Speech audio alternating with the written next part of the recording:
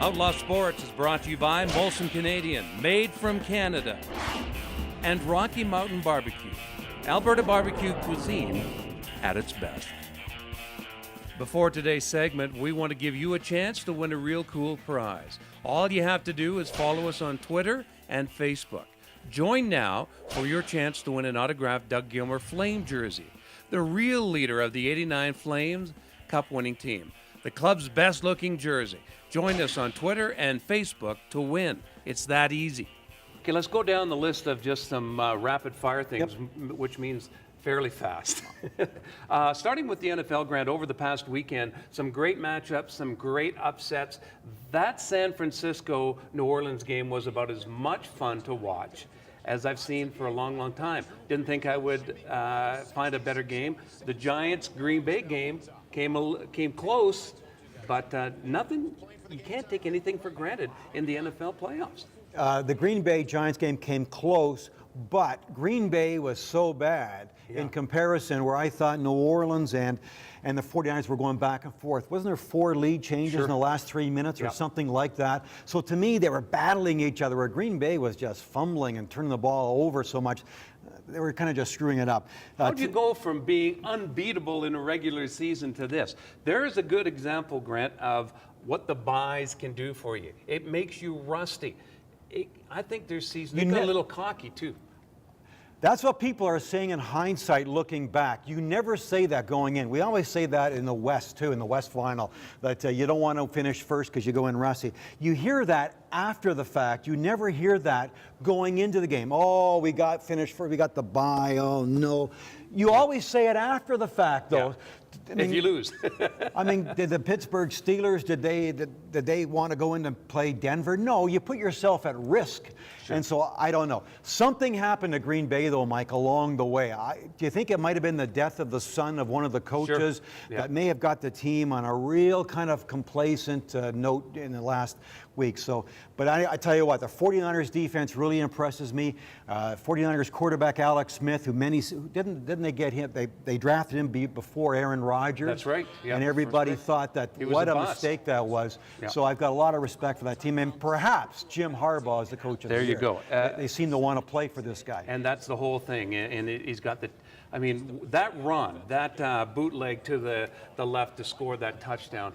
I mean, Alex Smith wouldn't have thought about doing that. He wouldn't have had the confidence or the ability to, well, he had the ability, but the confidence to do that under Mike Singletary or anybody else. I will say this, though, as much like the 49ers, I think they're going to meet their match against the Giants, depending on the injury outcome of that game. There are a couple of guys that were dinged for the Giants. I think we're going to have another Giants. And you have to put Eli Manning up there. When he beat Aaron Rodgers, you got to look at him as one of the elite quarterbacks in the NFL. Doesn't Eli Manning admit that he doesn't just he's smarter right now? He just doesn't throw the ball away into coverage. Yeah, age does that. The Montreal hockey situation, Grant. Boy, oh boy, all year long it's been one thing after another. You know, the French people going on about Randy Cunnyworth, you know, not knowing French and all the stuff that's gone on and made what a hotbed of drama that whole place is. But I was going to ask you this. They're bitching about this, yet the winningest coach in the history of the NHL did not know French until he went to Montreal, and that's Scotty Bowman. Scotty Bowman, that's true. Yeah. A lot of bad things have been going on with the Canadiens, though. Yeah. I mean, and maybe I think this ownership group there has to look at Pierre Gauthier, the general manager, and how he runs his business.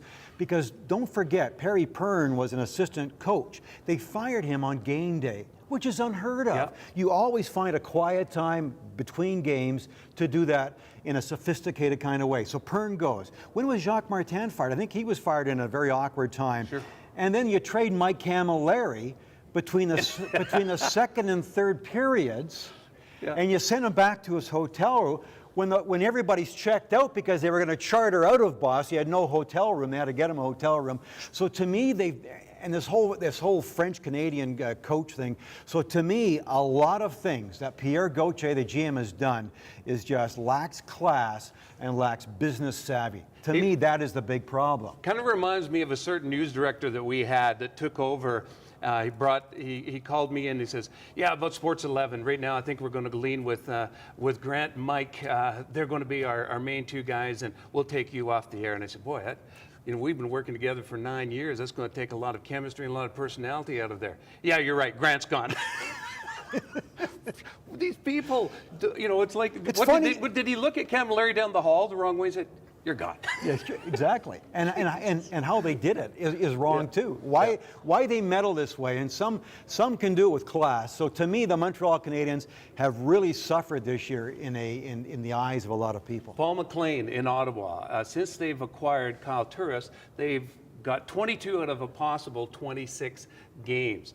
Not saying he's the main reason. Paul McLean brings with him a wealth of success that he obtained being an assistant coach in Detroit. Brian Murray, the GM of Ottawa, didn't we all think he was down and out and making goofy, bad moves a year or two ago? Yeah. Retire, buddy. Yeah. You're in your 60s. Isn't that what Francis said?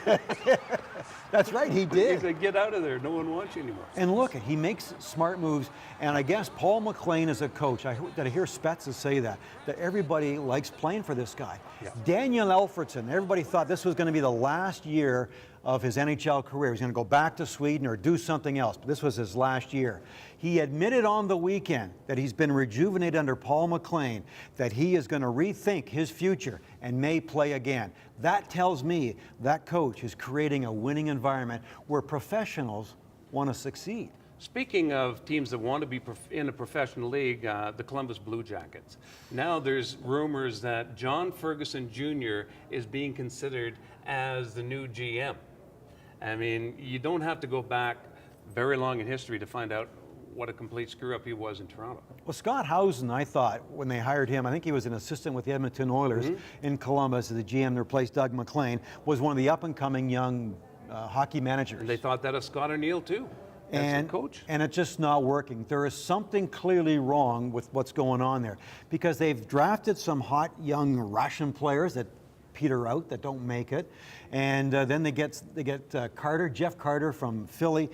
Everything they seem to do there is just not working. Yeah. Rick Nash wasn't invited, I don't think, to the All-Star game this year, too, and that tells you something there. So I wouldn't be surprised if drastic measures are made in Columbus. Zach Parise becomes a free agent this year. Zach Parise is one of the best two-way players in the NHL. This weekend, he made a couple of I like watching this guy, and when he was in town recently, boy, it solidified my opinion on him. But he made a couple of bonehead comments.